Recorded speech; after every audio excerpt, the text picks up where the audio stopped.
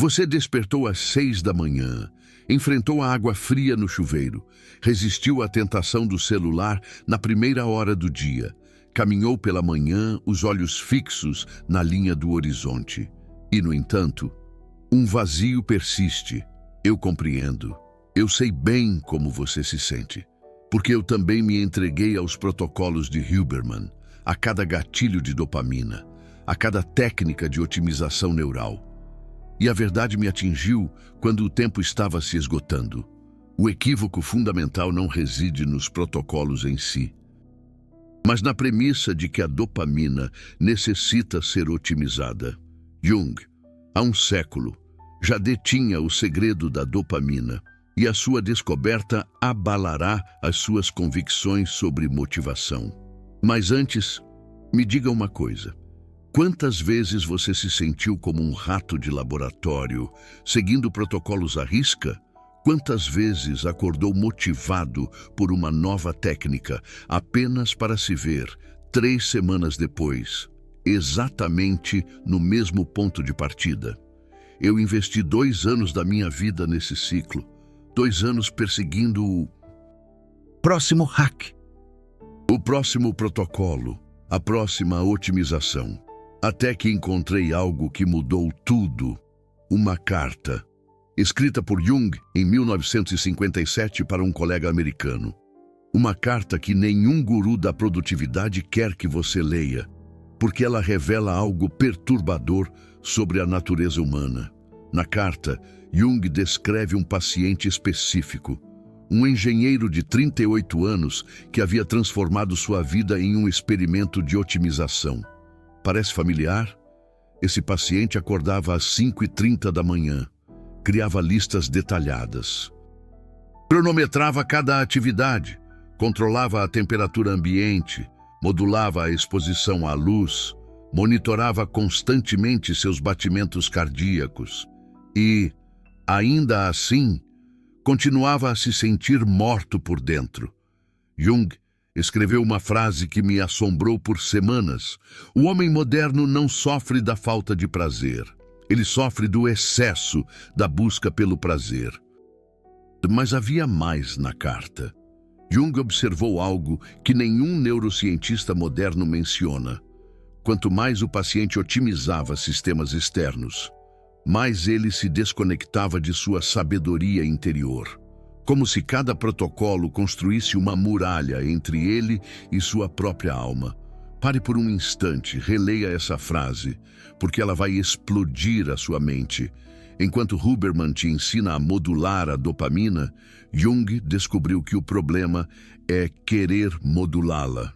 Enquanto você aprende a regular neurotransmissores, Jung revelou que a regulação é a própria prisão. Mas eis o que ninguém te conta. Jung não era contrário à ciência. Ele foi um dos primeiros psiquiatras a estudar o cérebro.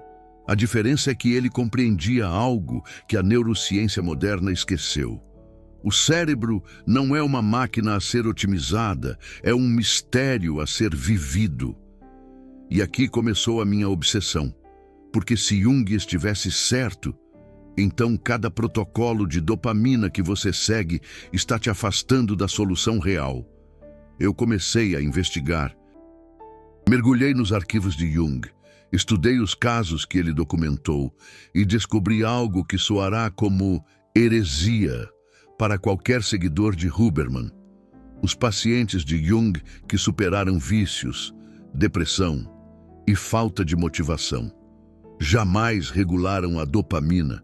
Eles fizeram algo completamente diferente. Eles abraçaram o que Jung chamava de tensão criativa. A capacidade de conviver com contradições internas sem tentar resolvê-las imediatamente.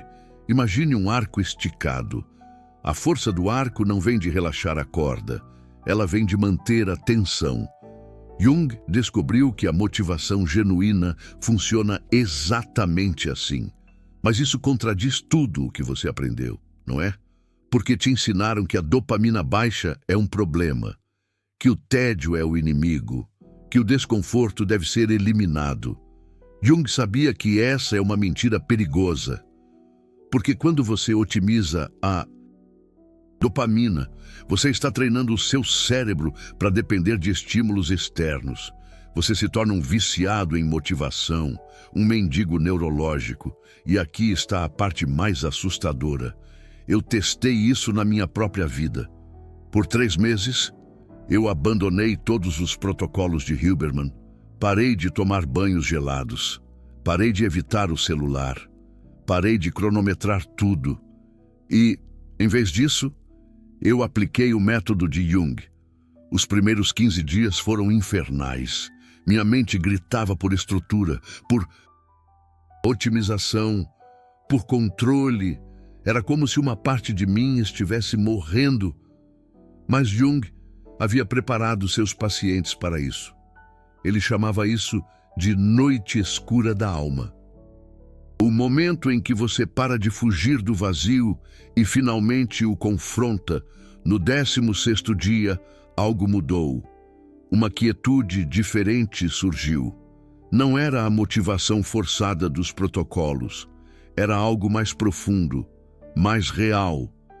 Era como se meu cérebro tivesse se lembrado de como funcionar naturalmente. E então eu entendi o que Jung queria dizer. A dopamina não precisa ser otimizada. Ela precisa ser respeitada, como uma força da natureza que tem seus próprios ciclos. Mas espere, eu não estou dizendo que Huberman está completamente errado. Eu estou dizendo que ele está resolvendo o problema errado. Huberman tenta regular a dopamina. Jung ensinou como dançar com ela. A diferença é sutil, mas revolucionária. Quando você regula, você controla de fora para dentro. Quando você dança, você responde de dentro para fora. E aqui é onde fica interessante, porque Jung desenvolveu técnicas específicas para essa dança. Técnicas que nem mesmo os terapeutas junguianos modernos compreendem totalmente. A primeira técnica ele chamou de amplificação. Não é meditação, não é mindfulness. É algo muito mais radical. Você pega um momento de baixa dopamina, um momento de tédio ou vazio, e, em vez de fugir, você amplifica. Você mergulha mais fundo. Você explora a textura do vazio. Parece loucura? Jung testou isso com centenas de pacientes. E os resultados foram consistentes. Após semanas de amplificar o vazio, algo extraordinário emergiu. Uma fonte interna de energia que não dependia de estímulos externos. Uma motivação que vinha do self, não da dopamina regulada, mas da alma. Integrada. Mas aqui está o problema.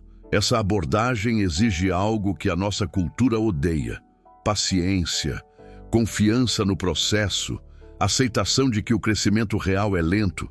E é por isso que ninguém ensina Jung, porque não se encaixa no modelo de resultados em 30 dias. Não gera cliques com 3 passos simples.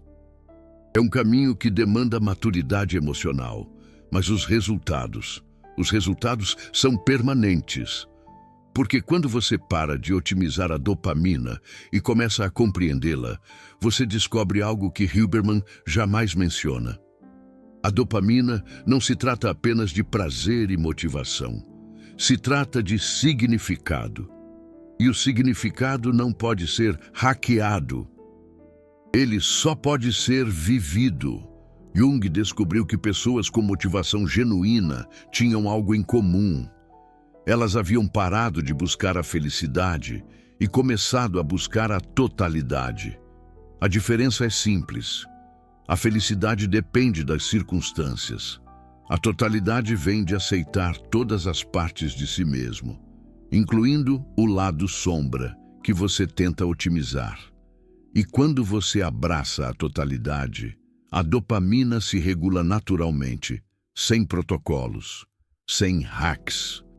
Sem luta constante, é como se o seu cérebro se lembrasse de como ser humano. Mas isso nos leva ao aspecto mais controverso do trabalho de Jung, algo que pode soar perturbador para mentes modernas. Jung acreditava que a depressão, o tédio, e a falta de motivação. Não são problemas a serem resolvidos. São mensagens para serem ouvidas. Mensagens de uma parte mais profunda de você, que está tentando comunicar algo vital. Algo que sua mente consciente, obcecada por otimização, se recusa a escutar. E se sua baixa dopamina não fosse um defeito a ser corrigido, mas sim uma característica a ser compreendida? Essa pergunta mudou a minha vida, porque eu parei de lutar contra os meus estados internos e comecei a colaborar com eles. Quando eu sentia tédio, eu perguntava: o que isso está tentando me ensinar? Quando eu sentia vazio, eu questionava: qual parte de mim está sendo negligenciada? E as respostas que vieram foram mais profundas do que qualquer protocolo Huberman. Eu descobri que meu tédio vinha de viver uma vida que não era verdadeiramente minha. Meu vazio sinalizava que eu estava correndo atrás de objetivos externos, em vez de um propósito interno. Jung chamava isso de individuação. O processo de se tornar quem você realmente é, em vez de quem você acha que deveria ser. E aqui está o belo paradoxo. Quando eu parei de tentar ser motivado, eu encontrei a motivação verdadeira.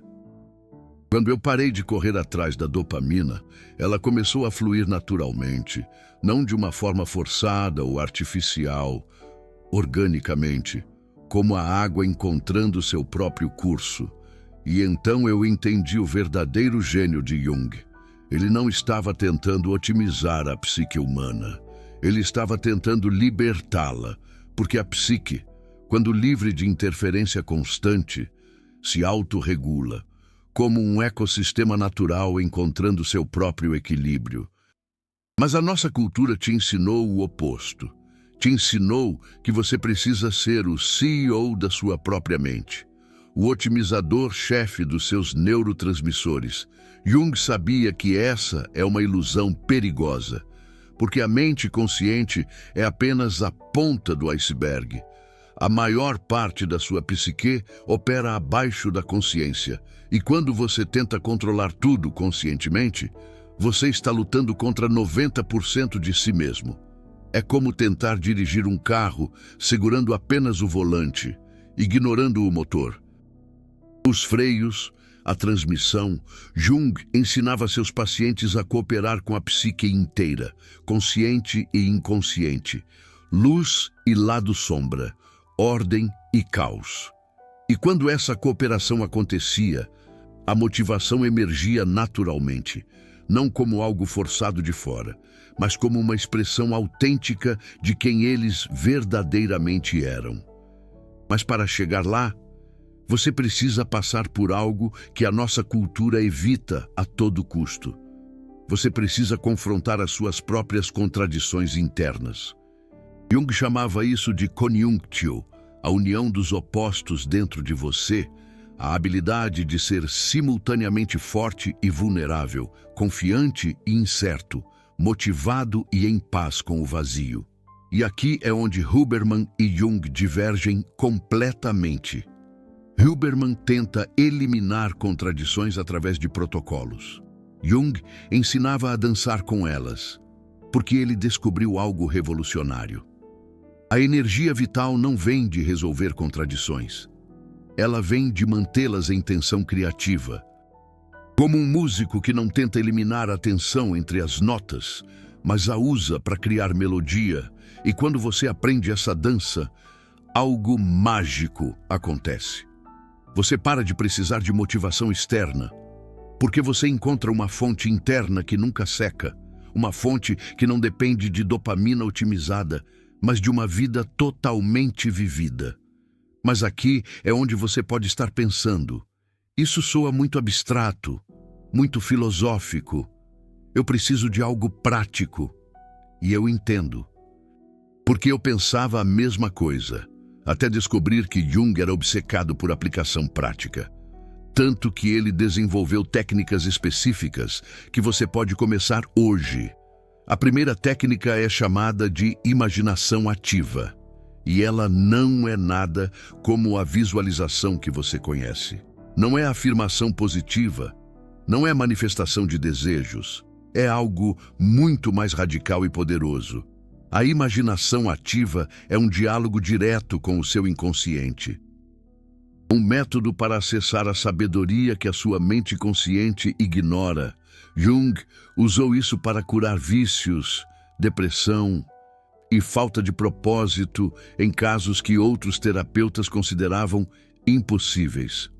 Funciona assim: você senta em silêncio, preferencialmente no mesmo horário por alguns dias, sem tentar meditar, sem tentar esvaziar a sua mente. Em vez disso, você convida imagens a emergir naturalmente, como se fosse um cinema interno que você nunca soube que existia. E quando uma imagem aparece, você não a analisa, você não tenta interpretá-la. Você fala com ela, como se fosse uma pessoa real sentada na sua frente. Você faz perguntas, você escuta as respostas. Você estabelece um diálogo genuíno. Parece loucura? Jung documentou milhares de casos onde essa técnica revelou insights que mudaram vidas. Insights que nenhum gatilho de dopamina jamais poderia gerar. Porque esses insights vieram de uma inteligência mais profunda do que a mente racional. Mas aqui está o que Jung descobriu que vai te chocar. As imagens que emergem na imaginação ativa sabem coisas que você conscientemente não sabe. Elas sabem soluções para problemas que a sua mente lógica não consegue resolver. Porque aqui está o segredo que Huberman não entende. A motivação real não vem de neurotransmissores equilibrados. Ela vem do alinhamento com o seu verdadeiro eu. E o seu verdadeiro eu não está na sua mente consciente, está no diálogo entre consciente e inconsciente. Eu me lembro de um paciente de Jung chamado Heitor, um executivo de 45 anos em uma empresa de manufatura suíça. Heitor tinha tentado todos os métodos de produtividade da época: cronômetros, listas detalhadas, rotinas militares, técnicas de concentração. Ele chegou ao ponto de dividir o seu dia em blocos de 15 minutos. Nada funcionava. Todas as manhãs, ele acordava exausto. Todas as noites, ele ia para a cama sentindo que tinha desperdiçado mais um dia. A esposa dele dizia que ele parecia um fantasma tentando ser produtivo. Jung pediu para Heitor praticar a imaginação ativa por 30 dias. No primeiro dia, nada. No segundo, apenas fragmentos confusos. Mas no terceiro dia, uma imagem surgiu clara como um filme. Um magnífico lobo preso em uma gaiola dourada. A gaiola era linda, ornamentada. Mas ainda era uma prisão. Heitor conversou com o lobo. Ele perguntou por que ele estava aprisionado. O lobo olhou para ele com olhos tristes e respondeu algo que mudou tudo. Porque você só me alimenta com a aprovação dos outros. E a aprovação dos outros é comida envenenada. Aquela frase explodiu a mente de Heitor. Ele percebeu que toda a sua falta de motivação vinha de viver para expectativas externas. Não era preguiça, não era deficiência de dopamina. Era sabedoria interior, sinalizando um profundo desalinhamento com a sua verdadeira natureza. O lobo continuou: "Você quer me libertar? Pare de me dar comida envenenada. Me alimente com o que genuinamente te move." Em 6 meses, Heitor mudou de carreira completamente. Ele abandonou a indústria e virou artesão de móveis, algo que sempre quis fazer, mas considerava improdutivo. E pela primeira vez em décadas, ele sentiu uma energia genuína, não forçada, não otimizada. Autêntica como respirar. Mas o Herbert fez algo que vai te chocar. Ele abandonou todos os seus hábitos de produtividade, parou de rastrear tudo, parou de forçar rotinas, e ainda assim, ele se tornou mais produtivo do que nunca. Porque a produtividade real não vem de disciplina externa, ela vem de fazer aquilo para o qual você nasceu. E como você descobre para o que nasceu? Jung desenvolveu uma segunda técnica revolucionária. Ele a chamou de seguir a energia. É radical na sua simplicidade. Em vez de forçar a motivação através da disciplina, você observa onde ela surge naturalmente. Em vez de lutar contra a resistência como um guerreiro, você explora o que ela está protegendo como um detetive. Jung notou algo fascinante. Pessoas autênticas tinham uma assinatura energética única. Certas atividades as energizavam instantaneamente.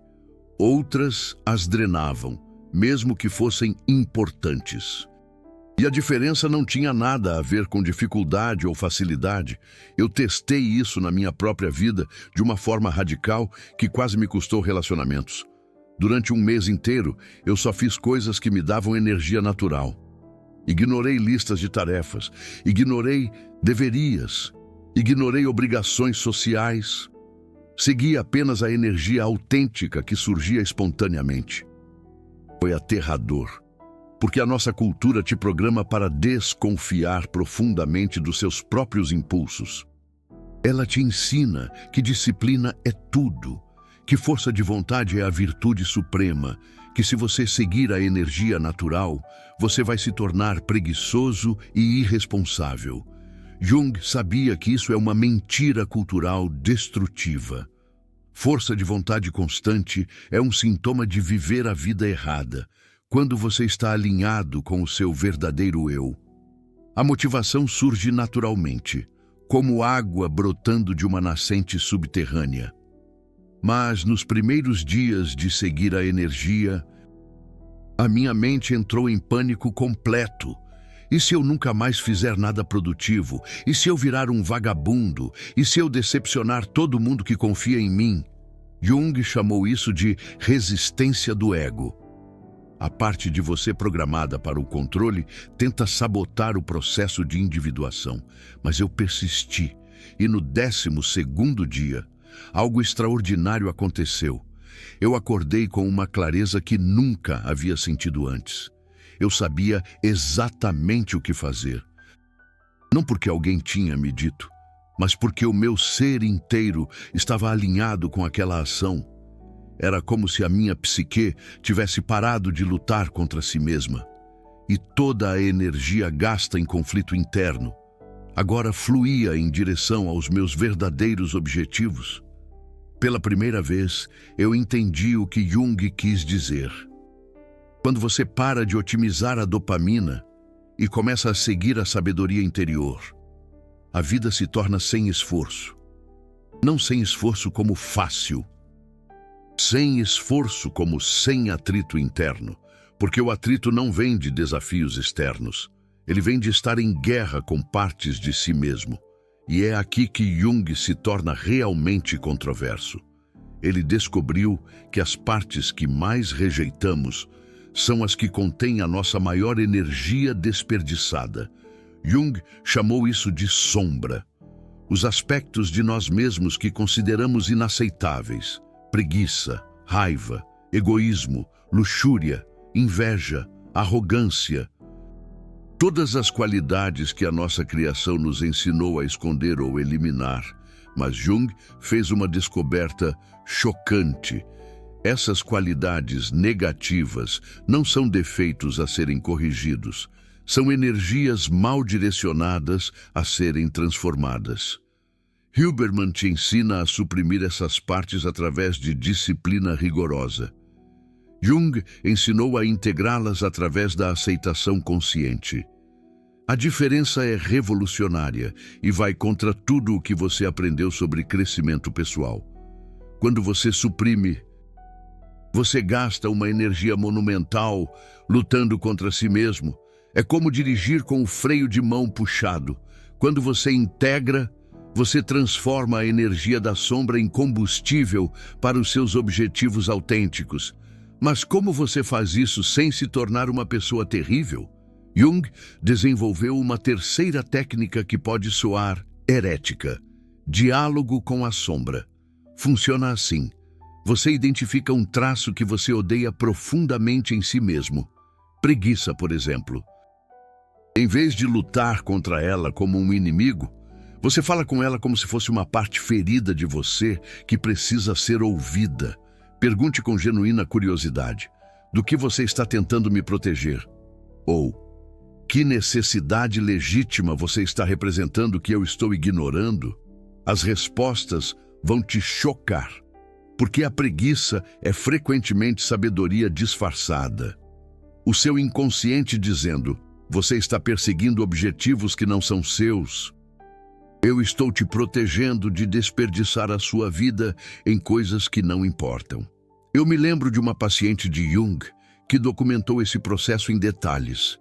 Emília, uma escritora alemã de 32 anos que se torturava por preguiça constante. Ela tinha publicado 2 livros de sucesso comercial, mas cada novo projeto era uma batalha épica. Ela passava horas sentada em frente à máquina de escrever, incapaz de produzir uma linha. Se sentia culpada, improdutiva, como se algo estivesse fundamentalmente quebrado nela. Ela até recorria a estimulantes para forçar a criatividade. Jung pediu a ela para fazer algo radical. Em vez de lutar contra a preguiça, falar com ela, descobrir o que ela estava tentando comunicar. Emília resistiu por semanas. Isso é absurdo. Preguiça é preguiça. Eu preciso de disciplina, não de conversas com defeitos. Mas Jung insistiu, e no primeiro diálogo, algo surpreendente emergiu. A preguiça tinha uma voz clara e direta. Eu estou te protegendo de escrever lixo que você odeia. Eu estou salvando a sua verdadeira energia para escrever o que você realmente quer. Emília ficou chocada. Mas eu preciso ganhar dinheiro. Eu preciso atender às expectativas das editoras. A preguiça respondeu: e é por isso que eu estou aqui. Para impedir você de prostituir o seu talento. A sua alma de escritora se recusa a escrever o que não a move. Eu sou essa recusa manifestada. Pela primeira vez, Emília percebeu que estava tentando escrever livros comerciais que ela odiava profundamente. A sua preguiça era resistência criativa, proteção da alma contra a traição artística. Quando ela começou a escrever o que genuinamente a movia, a preguiça desapareceu instantaneamente.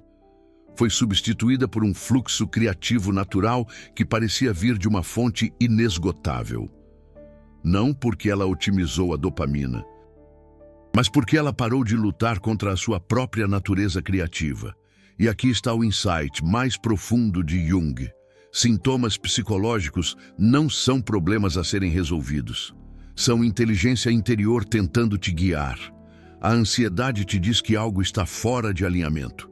A depressão sinaliza que você está vivendo a vida de outra pessoa. O tédio indica que você está subestimando o seu potencial.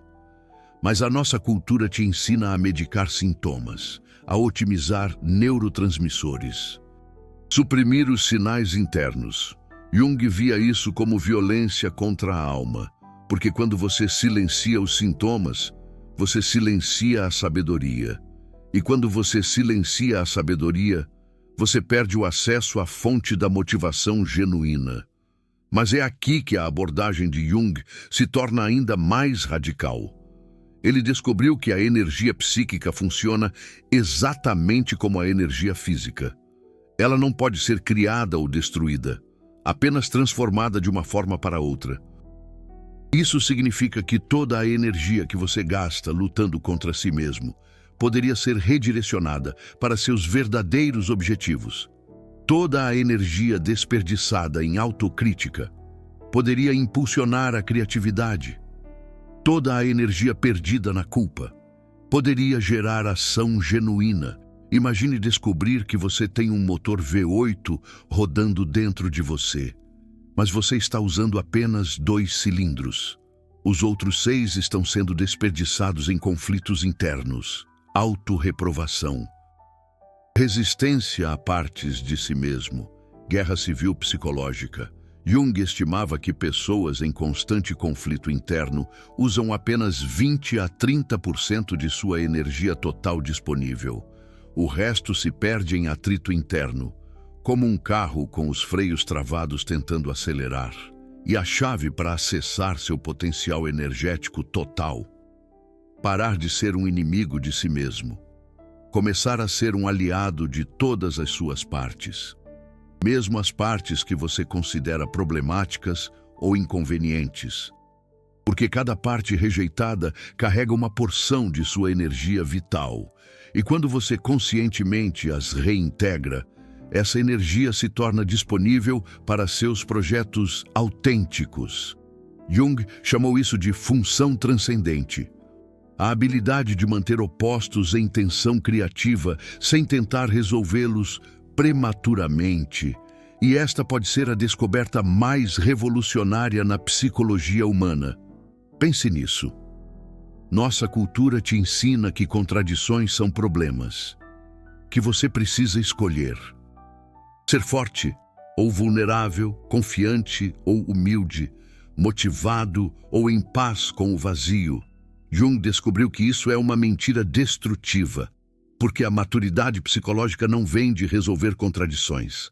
Ela vem de aprender a dançar com elas, como ser simultaneamente ambicioso e paciente, confiante e humilde, motivado e em paz com momentos de vazio, assertivo e receptivo, um planejador e espontâneo. Isso não é confusão mental, é sofisticação emocional. E quando você desenvolve a função transcendente, algo extraordinário acontece. Você para de desperdiçar energia tentando ser apenas uma coisa. E você começa a acessar o poder de ser multifacetado em harmonia. É como uma orquestra. Cada instrumento tem sua voz única. Mas a mágica acontece quando todos tocam juntos em harmonia. Não eliminando instrumentos, coordenando diferenças. Quando a função transcendente é ativada, a dopamina se regula naturalmente. Porque não há mais uma guerra interna consumindo energia. Todos os aspectos de você estão colaborando em vez de competindo. Mas chegamos ao aspecto mais perturbador do trabalho de Jung, algo que poderia destruir sua visão de mundo atual. Jung descobriu que a obsessão moderna com otimização é um sintoma de uma profunda ferida cultural. Nossa sociedade perdeu a conexão com o sagrado, com o mistério, com a aceitação de que nem tudo precisa ser controlado. E quando você perde a conexão com o sagrado, você desenvolve uma compulsão por controle, uma tentativa desesperada de criar significado através da otimização. Mas o significado não vem do controle, ele vem da entrega. Entrega não como passividade, mas como cooperação com forças maiores que sua mente consciente. Jung chamou essas forças de Self, com S maiúsculo, a totalidade de sua psique, consciente e inconsciente, individual e coletiva. E quando você aprende a cooperar com o Self, a vida se torna uma dança. Você para de forçar, você começa a fluir, como um surfista que não luta contra a onda, mas a cavalga. Mas para chegar lá, você precisa passar por algo que nossa cultura considera heresia. Você precisa admitir que não está no controle, que sua mente consciente é apenas um pequeno executivo em uma corporação muito maior. E quando você aceita isso, algo libertador acontece. Você para de tentar ser o CEO de si mesmo e você se torna um colaborador em sua própria totalidade. É neste momento que a motivação genuína emerge, não como algo que você produz, mas como algo que você permite, como respirar. Você não força o ar para dentro dos seus pulmões, você remove os obstáculos e a respiração acontece naturalmente. Jung descobriu que a motivação funciona da mesma forma. Você não a produz. Você remove os obstáculos internos e ela flui. Mas quais são esses obstáculos que bloqueiam a motivação natural? Jung identificou 3 principais, que aparecem em virtualmente todos os casos de falta de energia autêntica. Primeiro, a necessidade de aprovação externa. Quando você vive pela validação dos outros, você perde a conexão completa com a motivação interna. É como tentar dirigir olhando apenas pelo retrovisor. Você se move, mas você não sabe para onde está realmente indo. Jung observou que pessoas viciadas em aprovação desenvolvem um tipo específico de exaustão. Elas estão sempre ligadas, sempre performando, sempre ajustando seu comportamento com base em reações externas. E isso drena energia vital brutalmente. Segundo, o medo paralisante do fracasso. Quando você evita riscos a todo custo, você também evita as possibilidades de crescimento genuíno. Jung descobriu que o medo do fracasso é frequentemente um medo disfarçado de descobrir quem você realmente é. Porque se você nunca tenta, você nunca precisa confrontar suas reais limitações. Mas há algo mais sutil aqui. Pessoas com medo do fracasso se tornam perfeccionistas. E perfeccionismo é uma forma sofisticada de procrastinação. Você adia a ação real indefinidamente sob o pretexto de não estar pronto ainda. Terceiro, identificação total com a persona. Quando você confunde quem você é com a máscara que você usa socialmente, Jung sabia que a persona é necessária para o funcionamento social, mas ela se torna tóxica quando você esquece que é apenas uma máscara. Pessoas identificadas com a persona vivem em constante medo de serem descobertas. Elas gastam energia monumental mantendo uma imagem que pode nem ser autêntica. E essa manutenção consome recursos que poderiam impulsionar projetos reais. Remover esses obstáculos não é fácil. Requer coragem psicológica para decepcionar os outros, para falhar publicamente, para mostrar partes imperfeitas e vulneráveis de si mesmo, para admitir que você não sabe tudo, para ser humano em vez de perfeito. Mas quando você faz isso, algo mágico acontece. A energia que estava presa em manter máscaras se torna disponível para a expressão autêntica. E a expressão autêntica gera motivação natural. Porque você está fazendo o que você veio para fazer, não o que você deveria fazer, não o que os outros esperam, aquilo que você nasceu para expressar. Jung dedicou a vida a estudar pessoas que encontraram essa fonte interna e descobriu um padrão consistente que contradiz tudo o que nossa cultura ensina. Cada um desses indivíduos passou pelo que ele chamou de morte do ego. Um momento específico em que pararam de tentar controlar tudo e se entregaram ao processo misterioso de se tornarem quem realmente eram. Não a morte física, a morte da ilusão de que você está no comando absoluto da sua vida. A necessidade compulsiva de otimizar cada aspecto da existência. A crença de que a felicidade vem do controle externo. Esse processo tem fases identificáveis. Primeiro, a resistência. Sua mente consciente luta desesperadamente para manter o controle. Ela cria mais protocolos Huberman, mais gatilhos de dopamina, mais sistemas. Então vem o colapso, o momento em que você percebe que nada disso realmente funciona, que você está exausto de ser o CEO de si mesmo, que algo precisa morrer para que algo maior nasça. Depois, a entrega, não como desistir, mas como um reconhecimento humilde de que existe uma inteligência superior operando através de você. E que seu trabalho não é controlar essa inteligência, é cooperar com ela.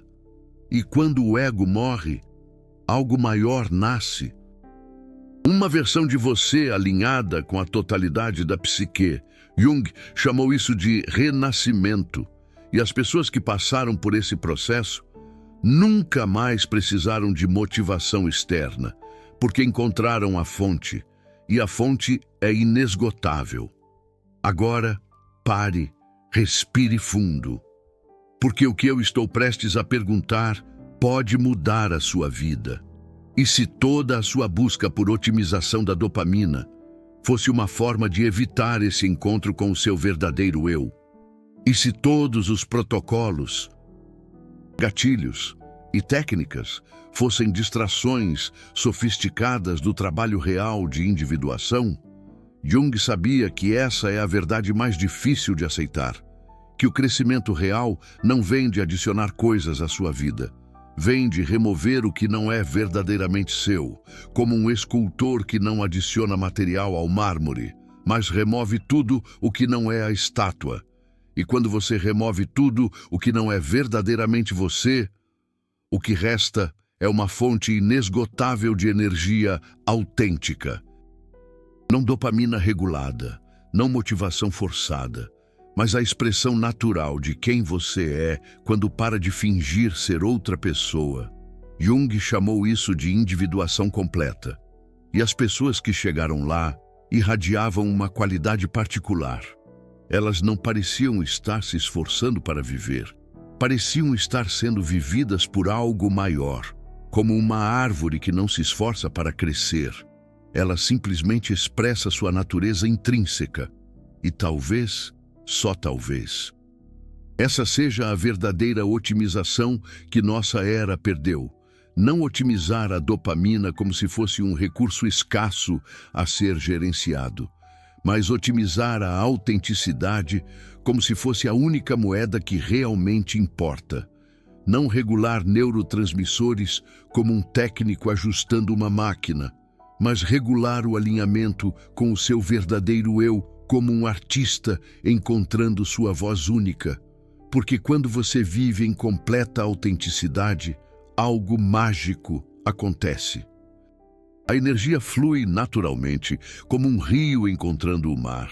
A motivação surge espontaneamente como o nascer do sol. O propósito se revela organicamente como uma flor desabrochando. E você finalmente entende o que Jung descobriu 100 anos atrás. O que ele viu em seus pacientes mais transformados. O que ele experimentou em sua própria jornada de individuação.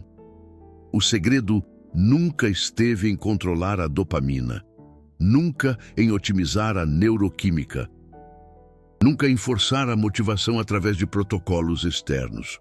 O segredo estava em libertar a alma, em permitir que sua essência mais profunda finalmente respirasse, em parar de ser um inimigo de si mesmo e começar a ser um colaborador da sua própria totalidade. E uma alma libertada não precisa de nenhum protocolo, não precisa de nenhum gatilho, não precisa de nenhuma otimização. Ela simplesmente brilha, como sempre brilhou, como sempre esteve esperando para brilhar. O único protocolo que você realmente precisa é lembrar quem você é quando ninguém está olhando.